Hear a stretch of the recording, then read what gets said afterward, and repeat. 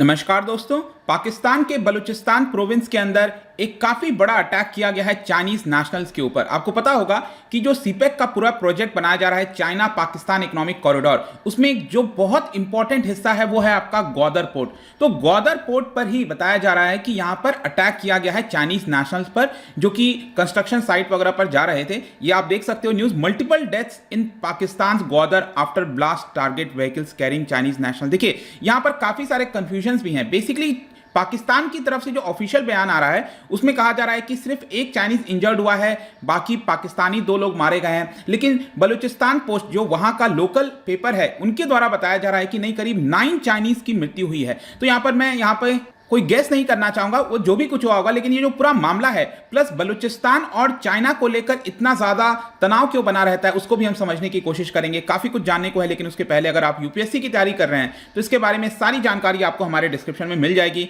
वहां से आप जाकर हमारे ऐप को डाउनलोड कर सकते हैं। जितने भी कोर्सेज हैं, चाहे स्टेट पीसीएस हो, यूपीएससी, बैंक्स, सभी कुछ आपको बहुत कम दाम पर वहां पर मिल जाएगा। चलिए देखते हैं एग्जैक्टली हुआ क्या, हम क्यों यहां पर डिस्कस कर रहे हैं। मल्टीपल डेथ्स बताया जा रहा है, जो भी मैसिव एक्सप्लोजन हुआ है जहां पर चाइनीज नेशनल्स को टारगेट किया गया है। अब इसकी लोकेशन ध्यान रखिएगा, काफी इंपॉर्टेंट हो जाता है। जैसे कि आप देख सकते हो यहां पर भारत के साथ ये जो सीमा जुड़ती है, ये वाला जो प्रोविंस आता है इसको कहते हैं सिंध प्रोविंस। ये वाला जो साइड है, राइट, जहां पर इसकी कैपिटल है कराची।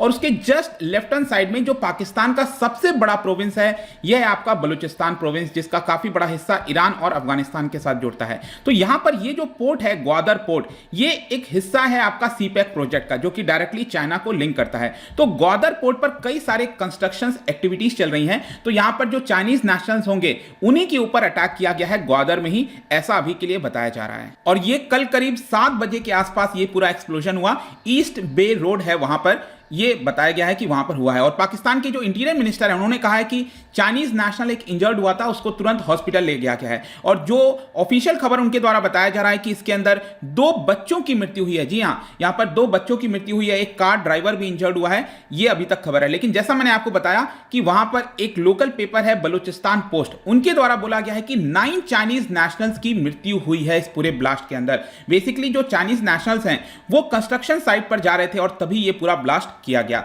जहां तक इस पूरे अटैक को क्लेम करने की बात है तो मैं बता दूं आपको कि वहां पर एक सेपरेटिस्ट मूवमेंट चल रहा है एक ऑर्गेनाइजेशन के द्वारा, आपने सुना होगा बलूचिस्तान लिबरेशन आर्मी।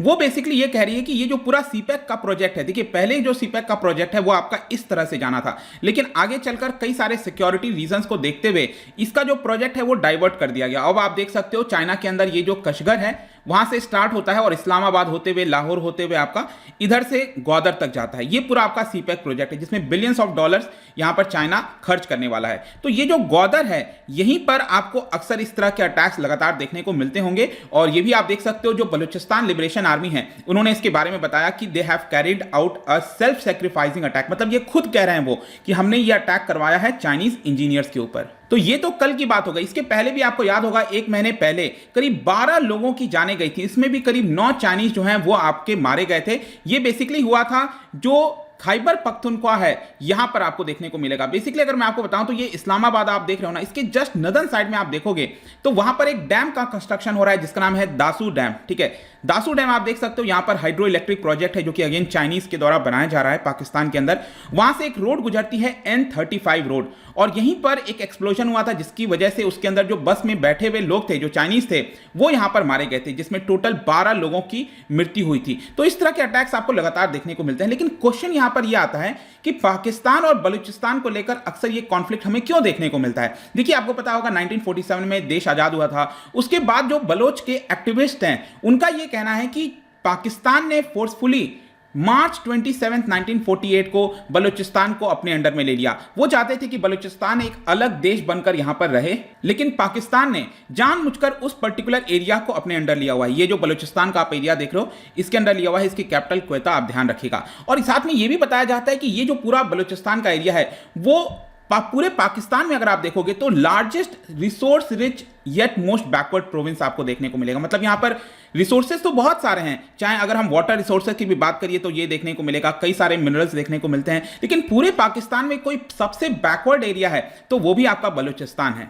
और इसीलिए वहां पे लोगों के अंदर अक्सर रिसेंटमेंट आपको देखने को मिलेगी और वो लोग एक अलग देश वहां पर चाहते हैं। इसके साथ साथ इन सारी चीजों को बढ़ाने के लिए जो एक ऑर्गेनाइजेशन सामने निकल कर आया था, इसका नाम था बलूचिस्तान लिबरेशन आर्मी, और अक्सर इन्हीं के द्वारा जो अटैक्स हैं वो वहां पर कराए जाते हैं। जहां तक पाकिस्तानी सरकार की बात है, उन्होंने इस पर्टिकुलर ऑर्गेनाइजेशन को टेररिस्ट का दर्जा भी दे दिया है। साथ ही साथ अगर मैं आपको सीपेक प्रोजेक्ट की बात बताऊं, मतलब कि बलूचिस्तान के अंदर जो लोग हैं वो सीपेक प्रोजेक्ट को हमेशा यहां पर विरोध क्यों करते रहते हैं। जैसा कि मैं आपको बता रहा था कि नेचुरल रिसोर्स तो वहां पर बहुत सारा है, तो चाइना क्या कर रहा है कि वहां पर जो रिसोर्सेज हैं उसका ज्यादा से ज्यादा फायदा उठाने की कोशिश कर रहा है, बिलियंस ऑफ डॉलर्स वहां पर खर्च कर रहा है, लेकिन कई गुना उसको चाइना को वहां पर फायदा मिलेगा। तो लोकल्स का यह कहना है कि चाइना का बेल्ट एंड रोड इनिशिएटिव आने से जो लोकल लोगों को फायदा होना चाहिए था, बेनिफिट होना चाहिए था, चाहे एम्प्लॉयमेंट की बात करिए, जो क्वालिटी ऑफ लाइफ इंक्रीज होनी चाहिए थी, वो लोकल लोगों का नहीं हो पा रहा है। इनफैक्ट जो चाइना से कंस्ट्रक्शंस जो वर्कर्स हैं उनको बुलाया जा रहा है और उनको यहां पर एम्प्लॉयमेंट दी जा रही है, और इसी की वजह से जो सीपेक का प्रोजेक्ट है उसका अक्सर विरोध किया जाता है बलूचिस्तान के अंदर। इनफैक्ट मैं आपको बता दूं कि कल ये जो अटैक हुआ था उसके एक महीने से ही, अगर एक महीने पहले आप देखोगे तो लगातार इस पर्टिकुलर चाइना के बेल्ट एंड रोड प्लान को लेकर प्रोटेस्ट देखने को मिल रहा है। जी हां, मैं आपको बता दूं कि वहां पर पिछले एक महीने से जो लोग हैं बलूचिस्तान के अंदर, स्पेशली जो ग्वादर पोर्ट मैंने भी आपको मैप में दिखाया था, वहां पर लोग लगातार प्रोटेस्ट कर रहे हैं। किस चीज को लेकर? उनकी मांग है कि जो वाटर की शॉर्टेज है, इलेक्ट्रिसिटी की शॉर्टेज है, उसकी पूर्ति यहां पर की जाए। साथ ही साथ यहां पर जो चाइना के आने की वजह से जो लाइवलीहुड पर नुकसान हुआ है, मैं आपको आगे बताऊंगा ऐसा क्यों वो कह रहे हैं। क्योंकि क्या होता है ना कि जो पूरा आपको मैंने ये कोस्टल एरिया दिखाया, ये जो कोस्टल एरिया देख रहे हो यहां पर, तो चाइनीज ट्रॉलर्स वहां पर आ जा रहे हैं और जितने भी फिशेज, जो फिशिंग होती है वो चाइना के द्वारा किया जा रहा है और इसका पूरा फायदा जो है वो डायरेक्टली चाइना उठा रहा है। इसी की वजह से जो लोग हैं उनका कहना है कि हमारे तो लाइवलीहुड के ऊपर यहां पर सवाल खड़ा हो गया है। और इसी की वजह से आप देखोगे तो जो रोड्स वगैरह हैं ग्वादर के अंदर उसको रोक दिया गया है, टायर्स बंद किए जा रहे हैं, स्लोगन्स लगाए जा रहे हैं लगातार, और पूरे सिटी को एक प्रकार से शट डाउन कर दिया गया था। और स्पेशली मांग थी यहां पर जो वाटर और इलेक्ट्रिसिटी है वो जल्द से जल्द प्रोवाइड की जाए, और जो चाइना जिस प्रकार से फिशिंग करता रहता है वहां पर जो लाइवलीहुड नुकसान हो रहा है वो ऐसा ना हो।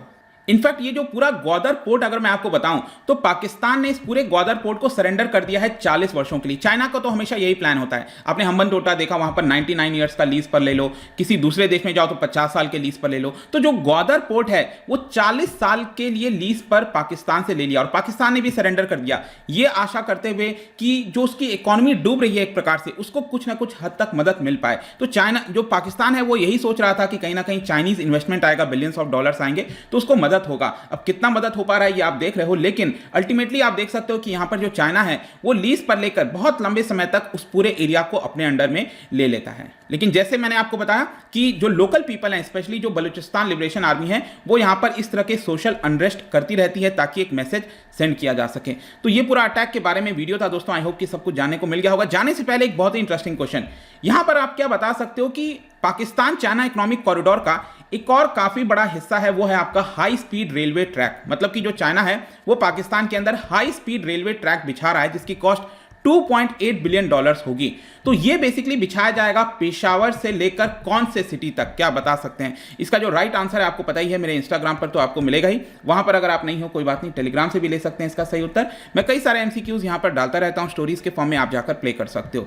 बाकी अगर आपको पीडीएफ चाहिए तो टेलीग्राम पर आइए, अलग अलग सोशल मीडिया पर भी आप जुड़ सकते हैं। और जैसा मैंने आपको बताया कि यूपीएससी की तैयारी कर रहे हैं या फिर किसी भी एग्जाम की, सिंपली आप हमारे ऐप को डाउनलोड करिए, बहुत ही कम दाम पर सारे कोर्सेज आपको वहां पर उपलब्ध करा दिए जाते हैं। आई होप कि ये वीडियो आपको पसंद आया होगा। मिलता हूं आपसे next time. Till then, thank you very much, see you soon.